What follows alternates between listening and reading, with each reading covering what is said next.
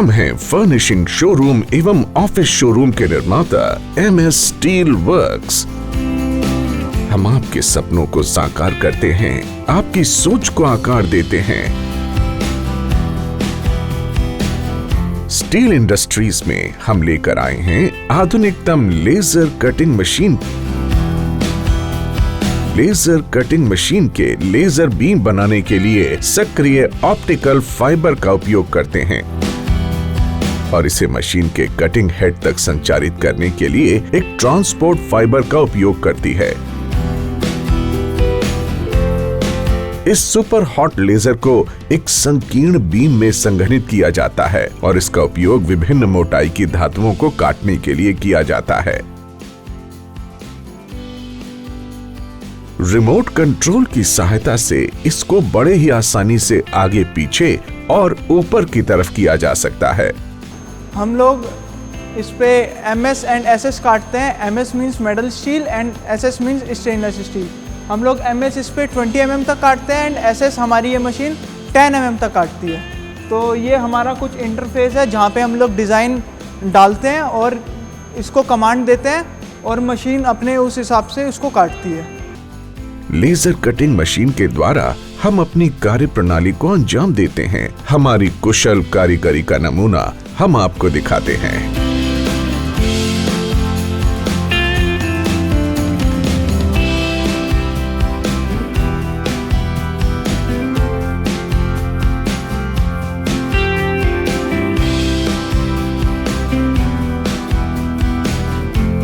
ये है furnishing role rack, जिसको स्टेनलेस स्टील एवं कास्ट आयरन की सहायता से बनाया गया है। ये कपड़े के बड़े शोरूम में वजनदार पर्दों को रखने का मूवेबल रोल रैक है, जिसको आसानी से मूव किया जा सकता है। ये दिल्ली के लाजपत नगर में हमारे द्वारा बनाए गए फर्निशिंग रोल रैक हैं। ये पर्दों के डिस्प्ले के लिए बनाया गया पर्दों का स्लाइड करने वाला पर्दे का डिस्प्ले है। कम जगह को ध्यान में रखकर खुला खुला रूम डिस्प्ले, जिससे कस्टमर को पर्दे के चुनाव के वक्त कोई असुविधा ना हो। ये कंप्लीट स्टील वर्क है। ये कालीन मैट को रखने का कारपेट स्टैंड स्लाइडर फ्रेम है, जिसको बहुत ही आसानी से ग्राहक को दिखाया जा सकता है।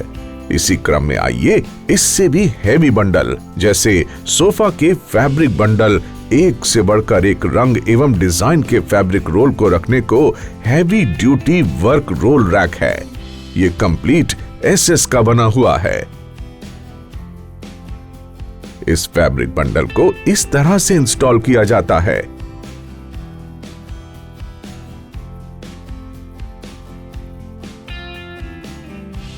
कड़ी मेहनत लगन की बदौलत अपनी कंपनी को इस मुकाम तक पहुंचाने वाले मुकेश कुमार की ये कहानी आपको मोटिवेट कर देगी।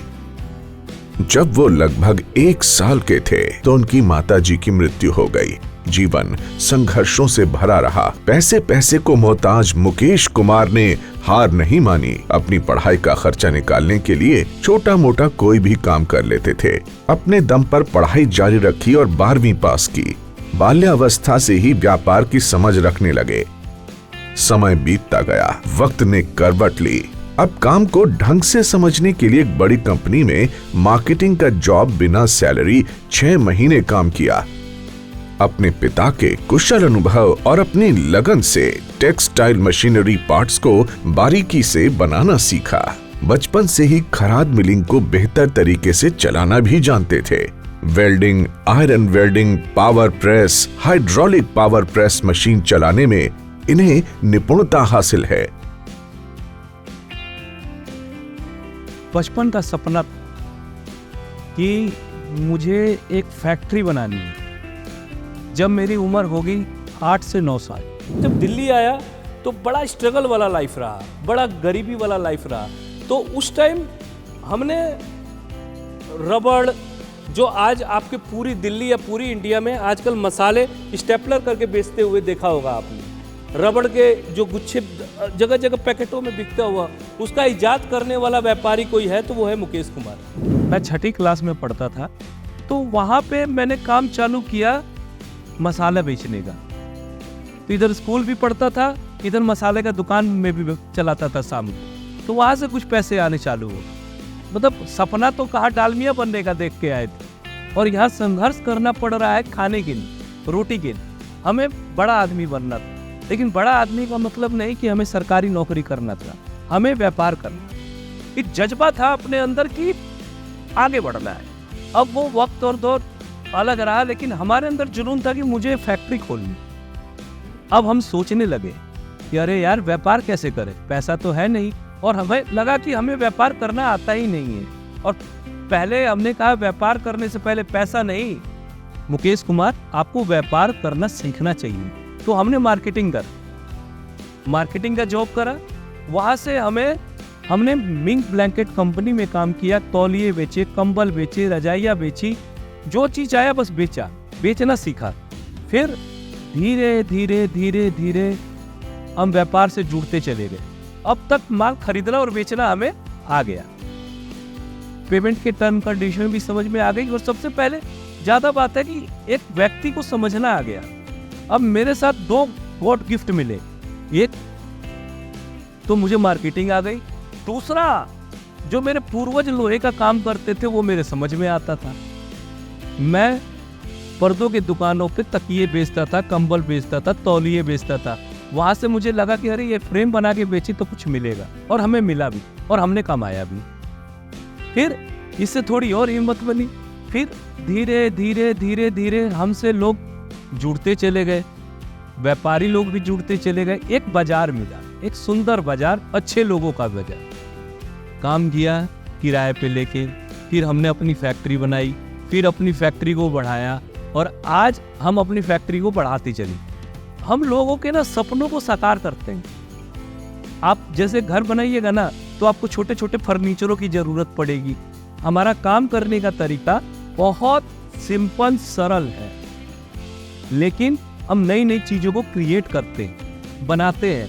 हमने ये चीज़ें बनाई, इसका टॉप बनाया, ये सारी चीज़ें चलती है, बनती रहती है। अब धीरे धीरे हमारी चीज़ें, जैसे कि अभी हमने लेजर कटिंग मशीन लगाया, अब हम लेजर वेल्डिंग मशीन भी ला रहे हैं, हमारे पास बैंडिंग प्रेस है, हमारे पास खराद है, मिलिंग है, हमारे पास एक पूरा टूल रूम सेट है। हम डाइया भी अपना यहाँ खुद ही बनाते हैं। हम सारी चीज़ों की मैन्युफैक्चरिंग खुद इन हाउस करते हैं, हमें कोई बाहर नहीं जाना पड़े। हम एक छत के नीचे सारा कारोबार करते हैं, और ये मैं लोगों को समझाता हूँ कि ये व्यापार इतना मुश्किल नहीं है। आप लोग जुड़िए, मिलिए, करिए, कर्मठ होके कीजिएगा, तो ये व्यापार बहुत बड़ा व्यापार है। मैं चाहता हूँ कि मेरे देश का युवा आए, मुझसे सीखे, मुझसे समझे, और एक नया व्यापार खड़ा करे। इसी थोड़ी सी सोच से ही तो देश मेरा आगे बढ़ेगा। लेकिन मैंने जो सीखा है अपने जीवन से, वो मैं चाहता हूँ मेरे ये संघर्ष की कहानी हर एक युवा पीढ़ी जाने, समझे, और इसमें प्रेरित होके आगे बढ़े। सरकारों से नौकरी ना मांगे, अपना हक मांगे। अपनी मेहनत और आइडियाज को शेयर कर इन्होंने बड़े बड़े काम करके दिखाए। टेक्सटाइल की कंपनी में मार्केटिंग के गुण और रहस्य को सीखा, 3 साल मेहनत कर काम सीखा।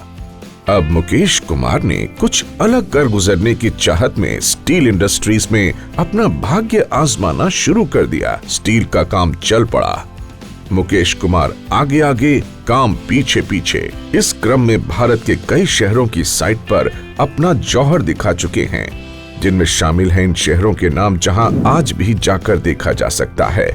इनमें शामिल हैं ये शहर कानपुर, लखनऊ, बनारस, प्रयागराज, पटना, दरभंगा, लुधियाना, नकोदर, अमृतसर, जम्मू कश्मीर, लेह लद्दाख, जयपुर आदि शहरों में अपनी कार्य कुशलता को अंजाम देते हुए अपनी टीम के साथ कंधे से कंधा मिलाकर आगे बढ़ते जा रहे हैं।